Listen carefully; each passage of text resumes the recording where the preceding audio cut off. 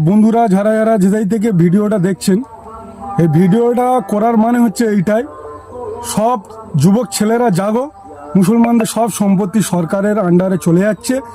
তাই যে যেখান থেকে পারবে যেমনভাবে হোক প্রতিবাদ করতে থাকো, আর এই ভিডিওটা বেশি বেশি শেয়ার করো। আর একটা কথা আরো যেন আর সবার একটা কাছে কথা পৌঁছে হচ্ছে, যায়। ওস্তাগার বাংলা ভাষায় ক্লিয়ার ভাবে বুঝিয়ে দিল যে ওয়াকাপটা কেন হচ্ছে। অনেক জনের জানে না, অনেকে বুঝতে পারছে না ওয়াকাপটা কি। এমনও লোক আছে যে, আমি বলছি না যে বুঝতে পেরেছে, এমনও কিছু কিছু লোক আছে বুঝতে পারছে না। তো তাই আমরা কমিটির মাধ্যমে এই ওয়াকাপ নিয়ে একটা ভিডিও করলাম। ওস্তাগার বাংলা ভাষায় পুরো ক্লিয়ার বুঝিয়ে দিল। আশা করি বুঝতে পেরেছো। ভিডিওটা বুঝতে পারলে শেয়ার করে দেবে, বেশি বেশি করে শেয়ার করবেন, যেন আরো লোক দেখতে পারে, তারা সাপোর্ট করে যে এই ওয়াকাবের বিষয়ে। ঠিক আছে, আর সবাই তারা যেন- জেগে ওঠো। সবাই জেগে ওঠো, কেউ ঘরে বসে থাকলে হবে না, সবাই জেগে উঠতে হবে। যে যেটাই থেকে পারবে প্রতিবাদ করো।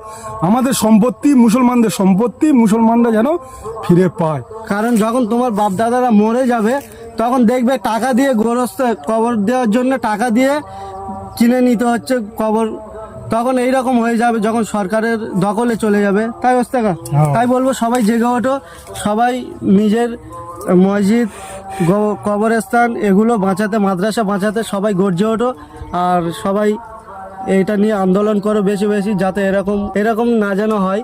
তো সবাই গর্জে ওঠো। ভিডিওটা এই কমিটির মাধ্যমে এখানে শেষ করলাম।